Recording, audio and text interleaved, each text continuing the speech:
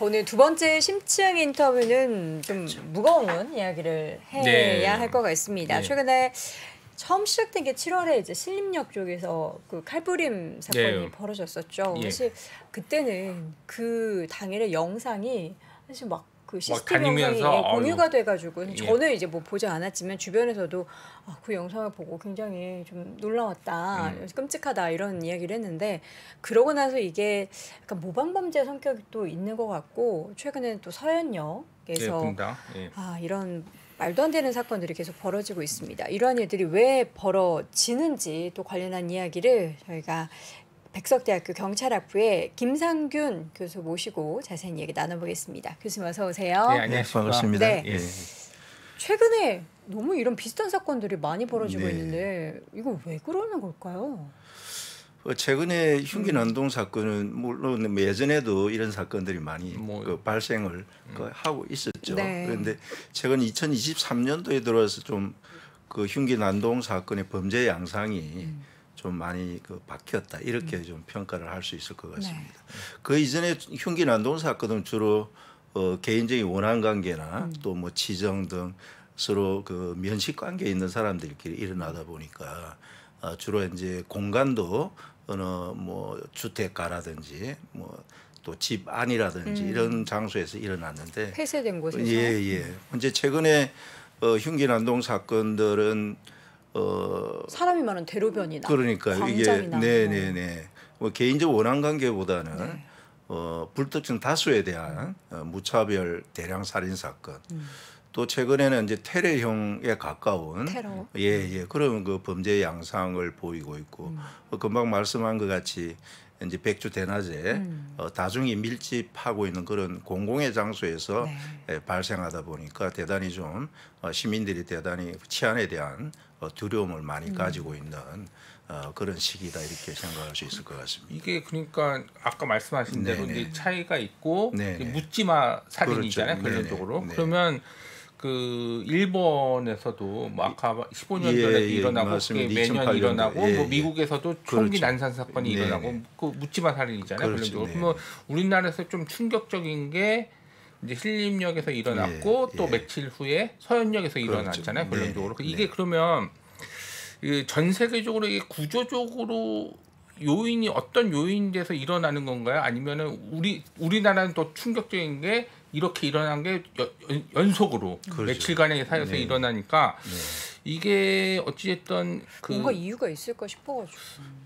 구조적인 요인으로 해서 앞으로도 더 일어날 수 있는 건가요? 아니면 좀 일시적일 거예요? 어떻게 좀 분석을 하고 계신가요? 지금 금방 제가 말씀드렸듯이 지난 시기보다는 이제 2023년도에 들어서 이런 흉기 난동 사건의 범죄 양상이 좀 변화되고 있다 이렇게 말씀을 드렸는데 뭐 미국도 그렇고 그 2008년도에 있었던 일본 도쿄도에서 있었던 대량 살인 사건 이런 것들 주로 그 은둔형 외톨이 또 사회적으로 소외되어 있는 사람들 뭐 또 현실에 대한 불만을 가지고 있는 그런 사람들에 의한 흉기 난동 사건, 대량 무차별 살인 사건들이 발생하고 있는데 최근에 있었던 신림동 사건이나 뭐 서현동 사건, 뭐 이런 서현역 사건들이 대부분의 이런 사회적으로 소외돼 있고 또 물론 서현역 사건은 뭐 정신질환의 요인들도 있지만 그것이 직접적인 원인이라고 보지 않습니다. 그렇죠.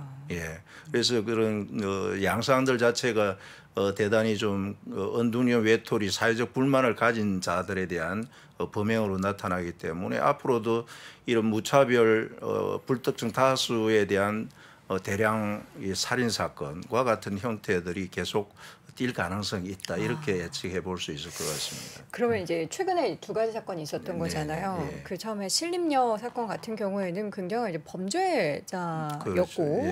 이번에는 말씀해 주셨듯이 뭔가 뭐 심리적인 불안감이 있었다라고는 하지만 그냥 일반 평범하지는 않지만 어떻게 20대 그렇죠. 청년이었어요. 뭔가 좀 다른가요? 이게 사건이 두 가지가? 물론 신림동 사건하고 이 서현역 사건은 범죄의 양상으로 볼 때는 거의 유사하다고 봐야 되겠죠. 흉기를 가지고 이런 무고한 시민들에 대해서 흉기 난동을 벌이고 살해를 했기 때문에 그러나 이제 그 범행의 동기 측면에서는 신림역 사건은 정말 그 사회적으로 소외돼 있고 또 오랫동안 정과 관계 등 때문에 차별과 무시를 당하고 그런 현실에 대한 불만을 가지고 있는 그런 형태의 그 사건이었다면 서현역 사건은 특히 조현성 그런 정신 분열 장애들을 가지고 있는데 쉽게 이야기하면 이런 피해망상, 망상형 조현병 환자에 좀 가까운 그런 사람이다 이렇게 봐야 되거든요. 네. 그런 측면에서 분명히 동기는 약간 다르지만 그런 사람들이 우리 사회에 미치는 어떤 그 범죄적 어떤 불안의 요인 요소라는 측면에서는 대단히 우리 사회가 좀 더 관심을 가지고 이 문제들을 해결하는데 좀 적극적인 좀 형사 사법적인 그런 대응들이 필요하다 이렇게 볼 수 있을 것 같습니다. 그럼 지금 이제 가장 중요한 거는 네. 아까 이제 교수님 말씀인 예, 구조적으로 그렇죠. 여러 가지 뭐 애토리라든지 뭐 예, 그런 예. 것들이 계속 네, 네. 좀 양산이 되니까 이 일은 또 계속 일어날 수밖에 없는 그렇죠. 좀 구조적 네. 요인이면 지금 가장 중요한 거 우리가 또 관심을 갖고 가장 중요한 거는 제도적으로 네. 아니면 사회 문제 그 해결적인 측면으로 어떻게 좀 해결을 해야지 이게 사전에 일어나는 걸 방지할 수 있고 예방할 수 있냐 그게 중요한 것 같고 그렇습니다. 그, 예.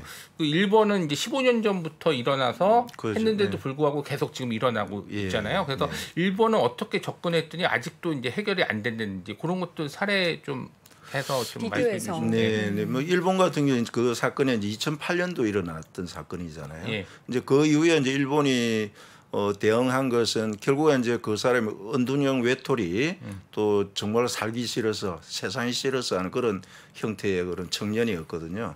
그래서 일본에서는 그 이후에 청년들에 대한 그 사회적 소외 이런 문제들을 어떻게 하면 해결할 수 있을 것인가 하는 그런 관점에서 청년과의 어떤 그 실험 문제라든지 또 여러 가지 그런 그 케어 시스템들을 만들어내고 그래서 지금도 물론 그 일본도 어느 정도의 그런 범죄적 양상들이 있지만 2008년도 이후에는 그런 그 큰 사건들이 그렇게 자주 발생한 것은 아니다 이렇게 볼 수 있고요.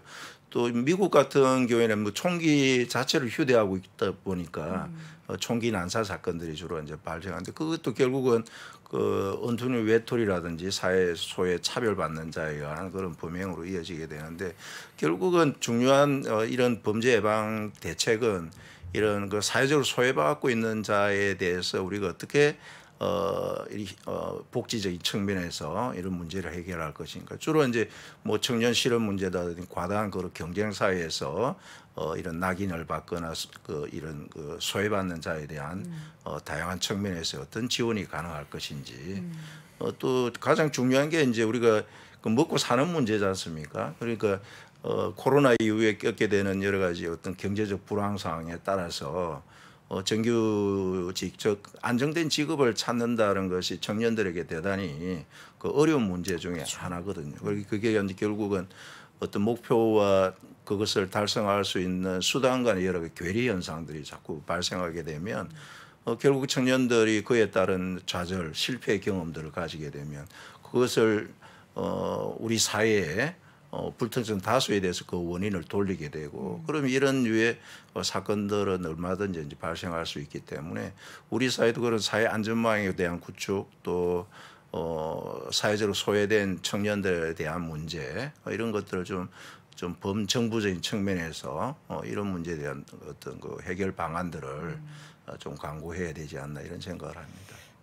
이런 문제가 지금 이제 특히나 이제 젊은 층에서 발생을 네. 하고 있고 그래서 뭐 일각의 시선에 따르면은 뭐 코로나 이후에 이게 후유증이 발생을 하는 측면도 그렇죠. 있다라고 하는데 이건 네. 어떤 측면인 걸까요? 아무래도 그 코로나 시대에는 뭐 온라인이나 비대면 쪽을 통해서 어떤 업무를 처리하기나 또 개인 간의 어떤 접촉 이런 것들을 뭐 최소화되었던 그런 시기이기 때문에 대인 간의 어떤 그 접촉을 통한 어떤 그 경쟁이나 다툼 뭐 이런 것들이 좀 그 최소화됐는데 이제 포스트 코로나 이후에는 어쨌든 사회적인 활동을 하고 그에 따라서 뭐 접촉이나 또 이런 걸 통해서 경쟁하고 갈등하고 거기에서 이제 그 낙오되고 또 실패와 좌절 경험을 하게 되고 하는 그런 것들이 맞물리 되고 조금 전에 말씀드렸듯이 이제 코로나 이후에 경제적인 여러 가지 그 불평등, 직업의 안정성이 무너지는 뭐 이런 이제 시기다 보니까 포스트 코로나 이후에 하나의 어떤 그 사회적인 문제의 양상으로 나타나지 않나 이런 생각을 할 수 있을 것 같습니다. 지금 아까 이제 교수님 말씀하신 사회 시스템적으로 네네네. 뭐 이렇게 접근해야겠다는 말씀하셨는데 제도적으로 하면은 지금 뭐 경찰들의 정당 방위를 강화하겠다. 네네. 아니면은 뭐 이제 뭐 사형 제도를 도입해야 되지 않겠냐. 네네. 그거를 조금 강화하지 않겠냐. 처벌을 그렇게, 강화. 그렇죠. 처벌을 강화해야 한다. 뭐 그렇게 제도적으로 하려고 하는데 그거 말고 좀 제도적으로 조금 이런 것들을 방지하기 위해서 좀 혁신적인 안이 좀 있을까요? 그게 이제 실제 지금의 이제 이 범죄 예방에 관련된 그 금방 질문하신 내용들이 결국에 이제 우리 범죄 예방에서는 그걸 2차적 범죄 예방이라고 그러거든요. 그러니까 범죄 우려가 있는 사람들에 대해서 우리가 어떻게 이 사람들이 범죄를 하기 전에 개입하고 차단할 것인가 그런 전략 중에 하나입니다. 예를 들면 이제 정신 질환을 가지고 계신 분, 또 알코올, 마약, 또 청소년, 학교 밖 청소년, 이런 비행 청소년 뭐 이런 사람들에 대해서 우리가 어떤 노력을 해야 될 것인가 하는 그런 측면들이거든요. 금방 이제 정신질환자 문제도 마찬가지. 지금의 뭐 정신보건법에 따라서 여러 가지 제도들이 있지만 지금 법무부에서 도입하려고 하고 있는 뭐 사법 입원제도 지금의 그 정신보건법에 의해서 정신질환자에 대한 관리와 치료 이런 것들 시스템은 사실은 잘 돼 있거든요. 그런데 그것들에 대한 실행의 과정에서 우리가 대단히 좀 미흡했던 부분들이 상당히 많이 있고 어제 뭐 보도에 하면 정신질환자가 지금 치료받고 있지 않은 자가 40만 명에 달한다고 그러는데 이런 치료를 받지 않은 사각지대에 있는 사람들에 대해서 우리가 어떻게 해야 될 것인가 하는 그런 문제처럼 뭐 전과를 가지고 있는데 사회 적응이 제일 안 되고 있는 사람들의 문제 이런 것들 결국은 지금은 예전에는 정부에 의해서 경찰에 의해서 이런 어떤 2차적 예방을 했다면 지금은 그 정부뿐만 아니라 지역사회 또 지역에 있는 여러 또 자원들이 그 같이 또 협력해서 이루어가는 그런 과정으로 발전해야 되거든요. 그게 이제 지역사회 범죄 예방 활동이다 이렇게 얘기할 수 있는데 우리나라는 아직 그런 부분들에서 이제 정부 주도적인 그런 측면에서 이제 범죄 예방을 하다 보니까 어떤 그 형벌 위주의 그런 관점에서 그걸 범죄 예방에 대한 하는 것은 금방 제가 말씀드렸듯이 이제 지역사회 다양한 자원들이 같이 지역의 범죄 문제는 우리 지역 주민들의 문제라는 인식을 가지고 같이 이렇게 협력하고 동참하고 하는 그런 관점에서는 좀 전략들이 많이 좀 만들어져야 되겠다 이런 생각을 가지고 있습니다. 지금 이제 두 가지 사건이 발생되고 나서 더 문제인 건 주말 사이에 뭐 살인 예고글이라고 하죠. 뭐 커뮤니티나 다양한 인터넷을 통해서 그 40건이 넘게 올라오고 있고 뭐 관련해서는 일부 사람들을 이제 뭐 체포하기도 하고 뭐 영장을 발부했다라고도 글도 올랐는데 이거는 모범 범죄에 대한 심리인지 보면은 또 10대 청소년 같은 경우는 그냥 심심해서 했다. 뭐 그렇죠. 이런 인터뷰도 했더라고요. 지금의 이런 여러 양상들을 이렇게 보면 어쨌든 살인에 대한 애고글들이 상당히 많고 그렇잖아요. 누구를 죽이겠다라고 하는 말을 표현하거나 어느 또 문자로 표현한다는 그 자체는 우리 보통 사람들이 잘 표현하지 않는 내용들이잖아요. 그렇죠? 그런 측면에서 그런 말을 또는 그 SNS를 통해서 그런 거를 올린다는 것 자체는 그 사람 내면의 폭력적 성향들이 대부분 내포되어 있다 이렇게 볼 수 있기 때문에 그런 살인 애고글을 올린다는 그 자체가 상당히 그 자체에도 문제가 있고 그래서 살인 애고글을 올리는 사람들의 그 내면의 심리는 주로 보면 그런 걸 올림으로써 뭐 시민들이 두려움과 공포를 느끼게 되고 또 경찰이나 기타 언론 방송에서 다양하게 어떤 그 반응을 보이는 그 자체에 대해서 어떤 그 희열이나 쾌감 그런 심리적 보상을 노리는 경우들이 많이 있거든요. 그래서 이 문제를 해결하기 위해서는 지금 경찰에서 뭐 사이버 수사를 통해서 뭐 IP를 추적해서 근거를 한다든지 네. 뭐 그런 노력들도 상당히 좀 필요하고 특히 이런 그 사이버상에 올라오는 이런 여러 가지들이 대단히 심각한 범죄에 속할 수 있다는 것들을 그쵸. 예, 많이 좀 알려줄 필요가 있을 것 같습니다. 왜냐하면 10대 청소년들은 의외로 이런 그 형벌에 대한 어떤 그걸 우리가 위화 효과라고 그러는데 형벌이 얼마나 무서운지를 좀 잘 모르고 또 법의식에 대해서 좀 우리 성인들보다는 인지가 그런 덜 됐죠. 합리적 판단 능력이 조금 떨어지다 보니까 그걸 재미삼아라고는 하고 있지만 그것이 얼마나 큰 범죄라는 것들을 좀 잘 알려줄 필요성도 같이 있다고 생각합니다. 저 잘 몰라서 그러는데 예. 그 뭐 언론에서 나오면 이제 정당방위가 네, 아니라 네, 예를 들어서 네. 누가 죽이려고 그러는데 예. 물리쳤다. 네, 네. 그럼 예를 들어서 칼로 막 찔리려고 그러면은 예. 이제 그 만약에 이제 사방에 막혀 있으면 네. 싸울 수밖에 없잖아요. 그런 그렇죠. 쪽으로. 예. 그러면 그 만약에 이제 물리쳤어요. 그러면은 벌을 받나요? 지금 우리나라 이제 정당방위에 대한 판례가 좀 이런 피해자에게 좀 불리하게 좀 소극적으로 돼 있는 경우가 많이 있습니다. 예를 들어서 말도 금방 안 같이 됩니다. 칼을 가지고 있는 사람이 이제 그 찌르려고 범인한테 하고. 방어를 하다 칼을 놓치잖아요. 그때 뭔가 물건을 가지고 그 그 사람 범인에게 폭행을 행사해서 뭐 사망에 이르거든 아니면 네. 상해를 입히게 되면 네. 그 정당 범위를 일탈했다고 보거든요. 그럼 그 어떻게 과잉 해야 돼요? 정당방위다라고 하는 판례들이 주로 많이 있습니다. 아니 그 사람 다시 칼 잡아가지고 그러니까 다시 죽일 수도 말입니다. 있는 거잖아요. 네네네. 그런 가능성들이 충분히 있는데 네. 칼을 버려서니까 다른 방법으로 제압할 수 있는데 왜 그 사람을 이렇게 그 중상해를 일어나게 아니면 사람을 죽이게 하느냐. 그런 것도 뭐 인권 보호에 해당하는 겁니까? 그 이제 법원에서 그 정당방위에 대한 것들을 좀 더 좀 소극적으로 해석하는 그런 경향들을 가지고 이거는 있고. 어떻게 좀 빠르게 변할 수 없으니까 왜냐면 저 사람이 나를 죽이려고 하는 마음을 그러니까요. 가지고 있는데 예. 내가 무찌르지 않으면 저 사람이 날 죽이는데 그렇죠. 예. 그래서 법원에서 이 판례 방향도 좀 그런 측면에서 이번 이제 우리가 이 흉기라든지 기타 그 사람을 죽일 수 있는 무기들이 워낙 많이 생기고 있기 때문에 네. 언제 어떻게 공격을 당할지 모르기 때문에 이런 문제에 대해서는 좀 정당방위를 좀 적극적으로 확대 해석해서 우리 시민들이 불의의 어떤 그 공격을 받았을 때에 대한 방어로서의 어떤 그 행위들에 대해서 어떤 정당방위가 인정될 수 있도록 해야 되고 경찰도 물론입니다. 경찰도 이제 범인을 검거할 때 어떤 이 법의 집행의 과잉 정도에 따라서 오히려 경찰이 처벌받는 경우들도 생기고 네. 있거든요. 그러다 보니 경찰이 이 범인을 소극적으로 할 제압하는데 수밖에 대단히 좀 없죠. 소극적으로 임하는 그런 경우들이 많이 있는데 이번 뭐 경찰이나 또 정부에서 하는 얘기들이 이런 정당방위나 경찰의 정당한 법 집행 행위에 대해서 좀 더 좀 개선이 허용하는 필요할 것 범위내에서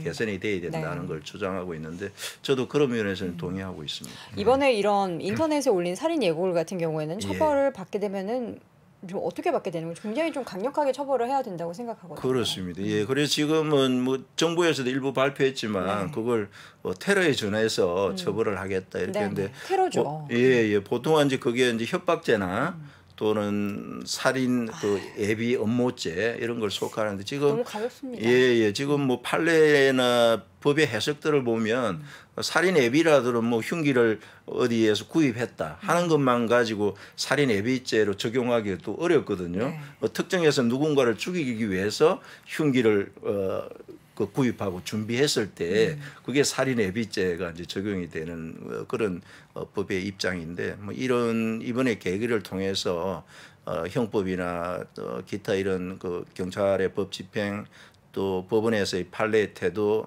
법의 해석의 태도 이런 것들에 대해서 좀 더 변화가 있어야 되겠다 이런 생각이 듭니다. 지금 빠르게 변해야 될 게 많습니다. 그러니까 혹시나 이제 경찰 학부에 저 하시니까 네.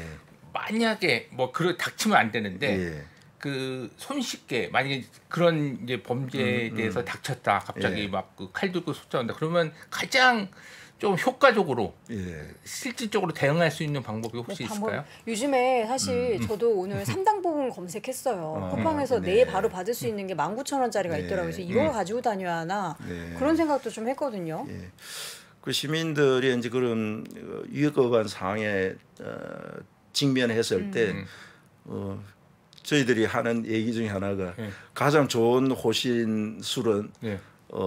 그런 흉기를 든 범인에게로부터 도망가는 도망가는 것이다. 아, 근데 예, 막 이렇게 뒤에 따라오면 맞습니다. 어떻게 도망갈 수가 없으니까. 예, 그랬을 때는 잘 이제 뛰어지지도 않아요. 그런 네, 상황에서는. 맞아요. 예.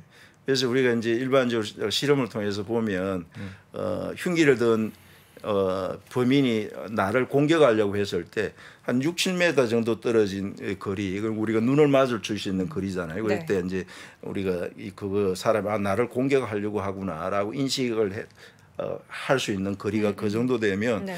그 사람이 나한테 흉기를 들고 나를 찌를 데는 한 2초 정도밖에 안 걸린다고 그럽니다. 너무 짧잖아요. 예, 그래서 호신 도구를 이용해서 그걸 방어하기는 대단히 이제 꺼내는데도 예. 걸리는. 그래서 일단은 그 자리에서 현장에서 빠져나가는 것이 네. 도피하는 것이 제일 중요하고 그래서 이제 범인과 공간을 확보를 해야 된다. 더 멀리 가야 된다, 최대한 무조건. 공간을 확보해서 그때 뭐 휴대폰이라든지 가방이라든지 주변에 있는 의자라든지 집어던져야 이런 걸 통해서 내가 소리를 치면서 그에 대한 이제 공간을 확보하는 것이 거리를 확보하는 것이 가장 좋은 방법이다 이렇게 얘기하고 있고 지금 뭐 가장 많이 이제 그 호신도구로 검색되고 구입하고 있는 게 뭐 스프레이. 그 방광 캡사이신 뭐. 나오는 그 스프레이하고 또 그 가스 분사기, 전기 충격기, 금방 말씀하신 삼단봉 네. 뭐 이런 것들인데 그것도 결국은 뭐 호신도구로서 자신의 어떤 그 위협을 받는 상황에서 큰 어떤 그 상해를 입지 않는 그런 하나의 도구로서 충분히 그 효과는 발휘할 수 있을 것이다. 또 그걸 가지고 있음으로써 훨씬 더 또 심리적으로 그 불안을 해소할 수 있고 하기 때문에 네. 우리 시민들도 그런 어떤 경계심이나 그런 그 불안 해소를 위한 호신 도구의 어떤 소지 이런 것들도 한번 고려해 봐야 될 것 같습니다. 어쨌든 지금 이제 범죄가 뭐 모방 범죄성으로 계속 네. 두 번째까지 벌어지자 이제 경찰에서도 범죄 특별 치안 활동을 벌이겠다라고 네, 했는데 네. 이렇게 된다면 이제 강력하게 대응을 하겠다라는 네. 그런 얘기인 거죠. 그죠. 지금 이제 경찰이 일부 보도나 보면 그 경찰 특공대가 또 다중 밀집 지역에 장갑차까지 네. 배치해서 하고 있는 모습들을 보게 되는데 지금 뭐 경찰의 입장에서는 어떤 그 특별하게 어떤 그 단기적인 측면에서 처방을 위해서 그런 대응들을 뭐 하고 있는 것으로 보이는데 그것이 어떤 시민들이 볼 때는 그게 좀 과잉의 오히려 시민들이 더 불안을 초래할 수도 있는 면도 있지만 범죄의 지금의 다급한 그 범죄 문제를 해결하는 데는 경찰의 그런 노력들이 뭐 일부 뭐 효과는 있을 것이다 이렇게 생각은 듭니다. 네.